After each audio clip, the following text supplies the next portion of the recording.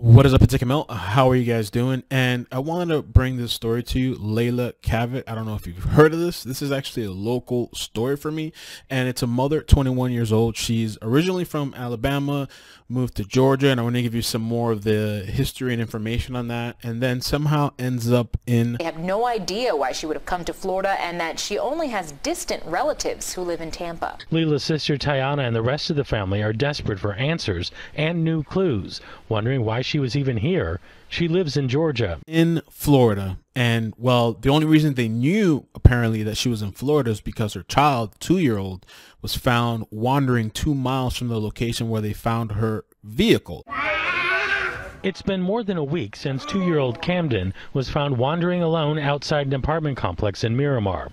9 days later, there are still no answers about how he got there or what happened to his mom, Leila Cavett. The vehicle was found in Hollywood, Florida, which is a place I've talked about before, that specific Walmart, the 24-hour Walmart. Cavett was last seen on July 25th at a Walmart in Hollywood. To me, it can be pretty sketch, especially at night. Just, you know, weird cars out there just parked up there, standing out there. I'm sure there's many more Walmarts like that. And so her vehicle was found there. And the day after, I believe, July 26th, because July 25th reportedly was the last time she was seen. And according to her lawyer, she was seen with a man in this parking lot. On July 26th, the child is found wandering about 2 miles from this location. Her 2-year-old son was found the next day walking alone about 2 miles away from the Walmart. And some really good Samaritans called the police. And well, the picture of this child was put out on the internet or on TV so they could find the identification of who the parents are of this child. And that's how the whole situation came to be, is that the family in Alabama sees this child on TV and everybody's wondering, who does this child belong to? Every day that passes, be in more and more danger, and we just don't even know it. We have no answers. Cannot get a hold of her in the slightest. So some of the bits of information that I put together from online reports, most of this is from the Miami Herald. So she's a 110-pound black woman, 5 feet 4 inches. She was with her son Kamdyn. She has 2 tattoos, Jesus fish tattoos on her right arm and her right wrist. Kamdyn and the mother are originally from Alabama, but they live in Georgia. At some point, she traveled from Georgia to Florida with her son. Some of these details that I'm about to say too are kind of interesting because I just wonder if it has any kind of link to her disappearance. Cavett was staying with an aunt, Robin Jenkins, in Dawsonville until the two had a disagreement and Cavett moved to a friend's house. The Dawson County Sheriff's Office confirmed that Cavett was in Dawsonville in February. It says here a family member filed a police report claiming that Cavett had been using crack cocaine at a residential home. Cavett had been arrested the year before on charges of drug use. According to Alabama court records, it was not clear whether the case was settled. According to the Daily Mountain Eagle, the Jasper Daily newspaper, Cavett received 2 traffic tickets in October. The paper reported that Cavett skipped a February court date and her license was suspended in March. Was she running from something? Was she in some sort of trouble? You know, to drive that many miles away, reported here 700 miles. I heard between 700 and 800 miles from Georgia, you know, without telling family. You know, did she get herself into something? Was somebody offering her help, or did she just lured offline? I don't know. Maybe you're wondering about the father. So the father did step up. His name is Daniel Lee West. And well, what happened is that, well, the family, the sisters and whoever else, I think the Leila's mother, they wanted to get custody of this child. He's currently in foster care while Cavett's family works to gain custody. Kamdyn was put into CPS custody with a foster home. I guess there's a process that they have to do, because when I first heard that, it upset me. But I understand maybe there's some sort of process. You got to maybe check out the family. The fact that he hasn't seen any familiar faces in nearly 2 weeks is probably scaring him. Like he's still a baby. He doesn't really know anyone down there. The father, and when I say father, I'm talking about Kamdyn's biological father. He stepped up. He reached out to Miramar police. I believe they advised him he's going to have to do like a DNA thing so they can verify that he's the actual biological father. So hopefully, you know, they get this child in a safe place like ASAP, because I just couldn't imagine a child, like the sister was saying, being gone for 2 weeks away from everybody that he knows in somebody else's care. It's got to be terrifying. And thinking too, when I was talking about the 700, 800 miles for a 2-year-old to drive that far, I can imagine, you know, my daughter doesn't like being in the car that long. I can imagine driving 700, 800 miles.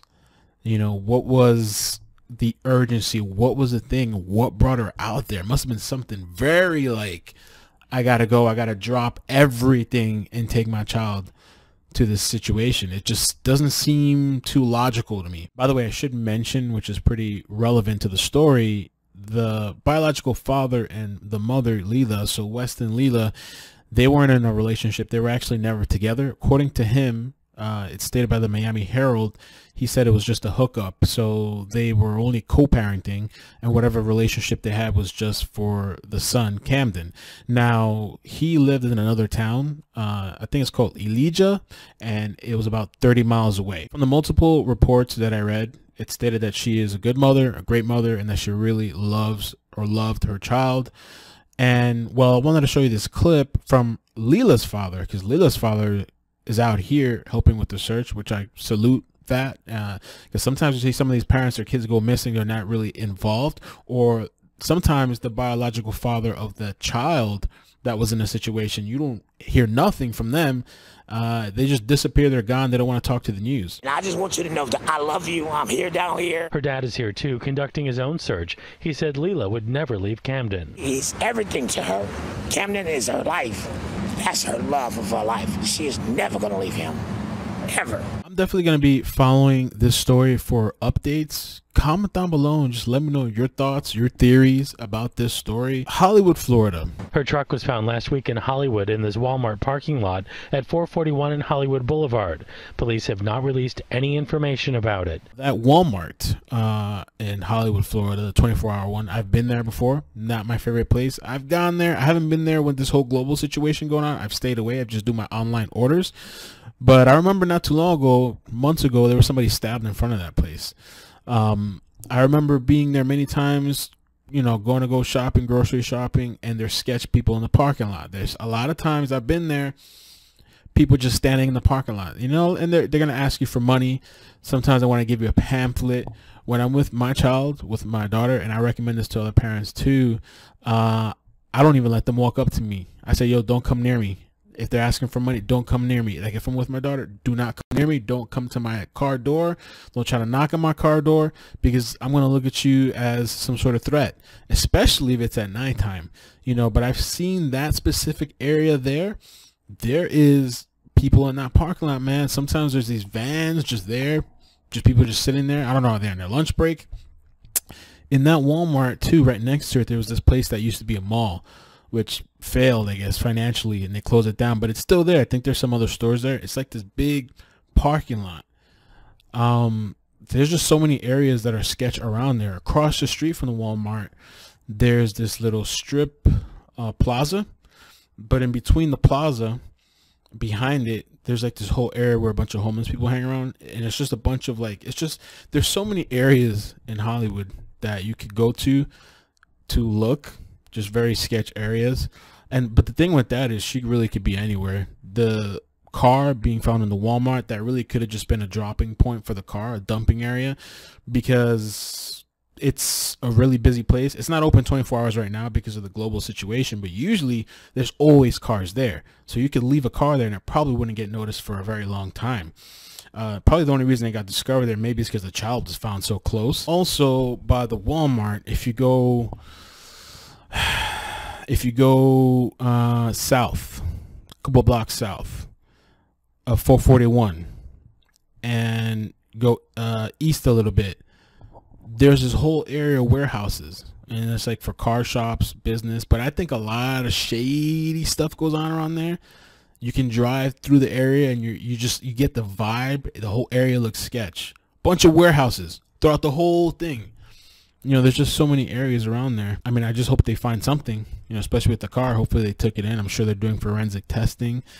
For the child, a 2-year-old, they're not going to be able to probably give a description of what happened to the mother. And I don't know, man. I don't know if this woman just got caught up into some craziness.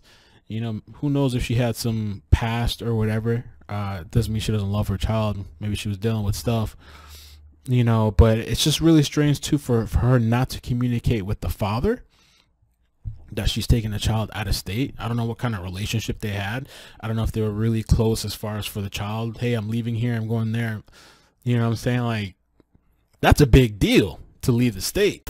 Follow me on Facebook and consider becoming a supporter. Currently, I get 100% of the membership revenue, so definitely check that out. Also, you can find me here on YouTube if you want to support and help stave off demonetization.